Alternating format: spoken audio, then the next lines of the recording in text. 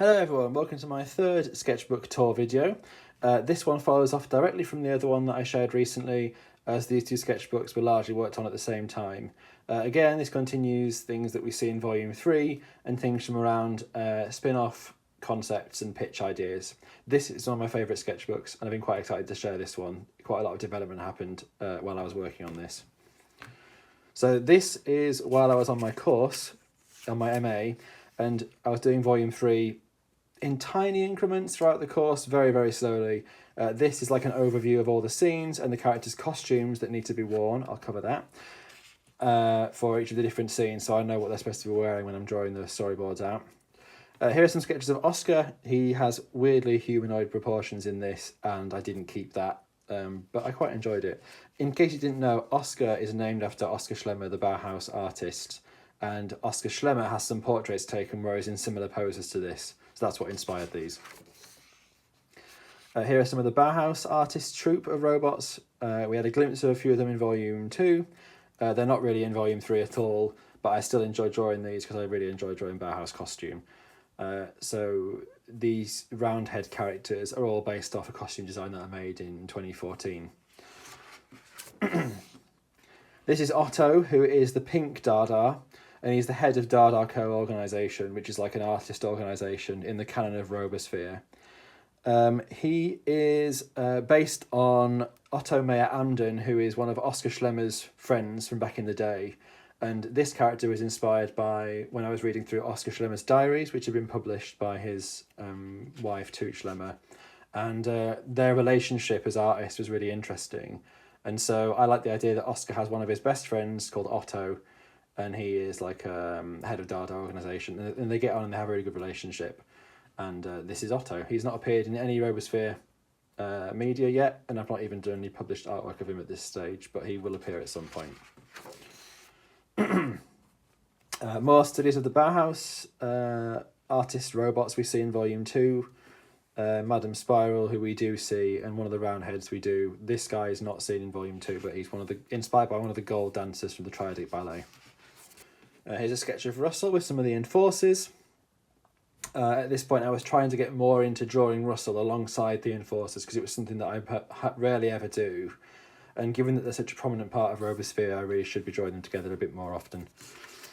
Here's Geordie and Anton in a kind of staged scene. There's no scene in volume 3 that's like this, but I just thought it was a cool image to draw. One of the first times that I drew them side by side as well, which shows like the size difference between the two of them. Here's a sketch of Russell, kind of glowing. This is to do with scenes that are yet to happen in Robosphere world. I can't talk about them, unfortunately. There's bits stuck in this sketchbook that I did whilst I was on holidays as well. These are actually on the back of a plane boarding past Mars and Oscar. And then these are some details from the guards tower, which we see some of in volume 3, and the exterior of in volume 2. Here are some more head studies for Russell and one of the enforcers as well. We've got some bits of Geordie here, again on boarding pass. There's Kessel. And here we've got Daz and Leo. These are actually quite nice. I forgot that these were in here. Okay, so these are some, of which there are many in here, sketches that were used as part of volume 3's frame. So here's Casimir from a variety of angles, and here's Anton. This is one of the first times we see him in volume 3, and I really wanted to get his look right because Geordie and Anton in volume 2 look a bit off model, but it's just because I made it at the time when I did. But I was very keen to get those characters right in volume 3. More specific frames for volume 3 for Geordie and Anton, and Kessel and Mechanique as well, the other two guards, who we see a bit of in volume 3. Not much, but we are introduced to them and we do meet them. More action poses for Geordie here, and the Dadas. So Hock and Delorny get a few scenes together in volume 3, where they're having a conversation about all the events that have happened recently, and these are for use in that. Here's a scene from volume 3 where one of the enforcers has a cord pulled from a weapon that it fires, and this is it reacting to it. There are more successful versions of this to come in later sketchbooks that I end up using. This one wasn't used. Here's Oscar and some sketches of Mars. Oscar gets a bit damaged. Nothing fatal or anything, he just gets a bit wounded. And those are some examples of that. More sketches here. So Kessel, again, different expressions, showing that even though he's got a limited jaw, he can do a few different expressions quite easily. Some of Mars and Russell from volume 3. Continued here. And then this is a really nice shot in volume 3, which I've now done the finished version of, where all the Dadas have like a staff meeting in Oscar's office. And it's nice because this is the first time we've seen them all together, and also the first time we see Ibram, who's the white Dada. And obviously that's not a new character. That's one of the oldest Dada characters that I've got. But in Robosphere, he's not appeared in person prominently until this scene, when they all get a little bit to say. So yeah, so I'm really happy with how this frame turned out. More stills of Hock. Like Anton and Geordie, Hock has a bit of a varying appearance in volume 2. The shape of her head seems to change and things like that, so I wanted to really get her right for volume 3 and keep her consistent. Here's Russell and Mars and one of the other basketball team members, Helio. This is one of the first sketches of Helio that I ever did, and yeah, it needed development, but you can see that I'm starting to think about the idea of there being a team rather than just drawing Russell and Mars all the time. This is one of my favourite sketches that I've done. It's the guards from volume 3.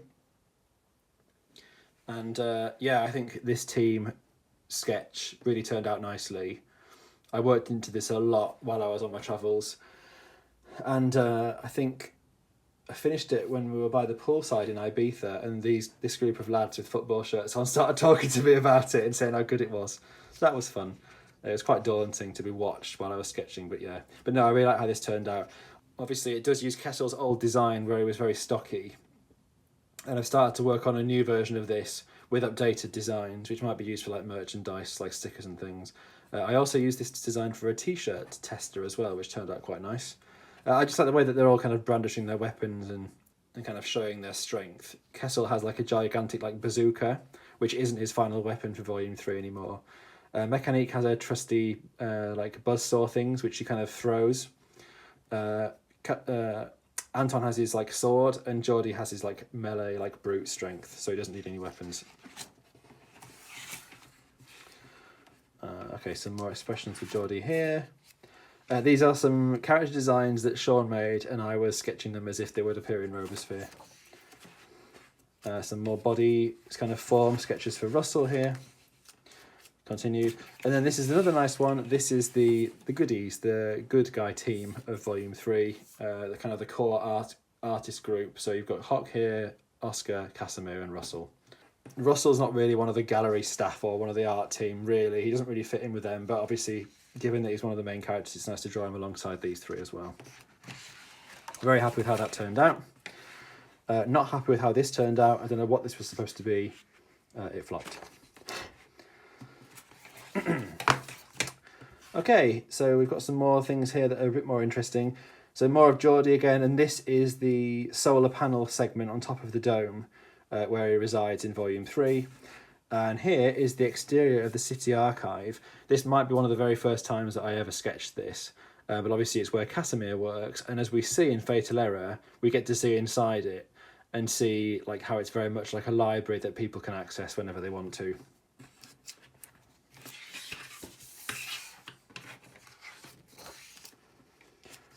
This is the interior of the city archive, specifically the reception desk. If you know my work, you'll know that this actually seems familiar. It's based on the 3-piece room installation, and the character in the middle is the performer from 3-piece room. He's not pictured here, but this is how it will appear in Robosphere, more or less. It's just not been shown yet. And in Fatal Error, we don't get to see it either, because the only part of the archive that we see is this bit here, with the lift and the pillar. We don't get to see the table. Here's Kessel with a few other weapons. This is one of the last times that I drew him in his stocky guise before I decided to sort of start slimming him down. I like the idea of him carrying like a big bazooka, but we've already got one kind of like muscular, beefy meathead on the group, which is Geordie, so we don't really need 2. So I decided to make him more of a tactician rather than like a tank sort of character. This is that same enforcer having his cord like yanked. Won't go into this, but it's a fun moment in volume 3. Some little studies for Geordie there, another one. And these are non-Robosphere characters. These are from In the Town. which at the time on my course, I was toying with the idea of doing like an in the town short pitch as one of my ideas.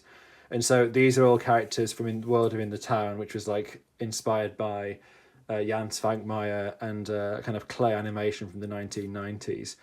So these are a few characters from In the Town, and they are all in the script outline that I made at this time called Heard Along Telephone Lines, but it's not been released, and I would like to work on it, but it's not a priority at the moment. These are from In the Town. Here's Geordie again, but I wasn't quite happy with this. This is for a scene in Volume 3, but it wasn't used because there's a better version of that still to come in here. Here's a Strider with a humanoid character shown for reference in regards to their size, because I think people don't really realise how big these are, but they're basically supposed to be like pylon-like structures that can kind of walk around the landscape. Here's Russell. This is a front sketch of Russell, which was used for a turnaround that I was making at the time for my course. Part of a Strider's leg, not particularly interesting. This has now been changed to be less of like a fleshy ball and more of like an upside down kind of diamond shape, basically. Oh, more turnarounds. This is Mars. I quite like this actually, given the age of it. Mars is a bit too chunky here. He's supposed to be a bit more slim, but I like it. It's nice.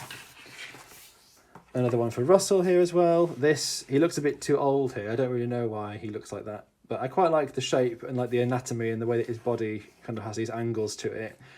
If this is Russell, this is how he looks in the future. This isn't how he looks now.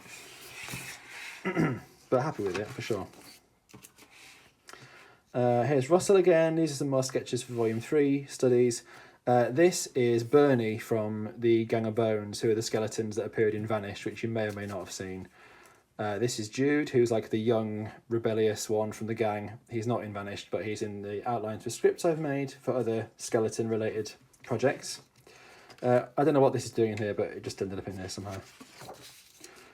Okay, finally, this is Russell and Geordie in a scene from Volume 3. The scene does happen in Volume 3, but this artwork wasn't used, which is a shame.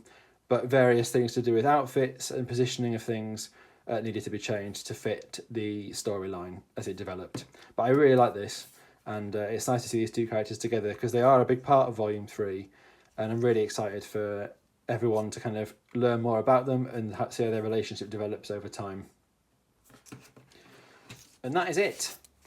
So I hope you've enjoyed these sketchbook tours. There's not going to be one for a while now while I'm knuckling down with other projects, but it's been a lot of fun sharing them, and I hope you've enjoyed it. And stay tuned for more animations to come very soon.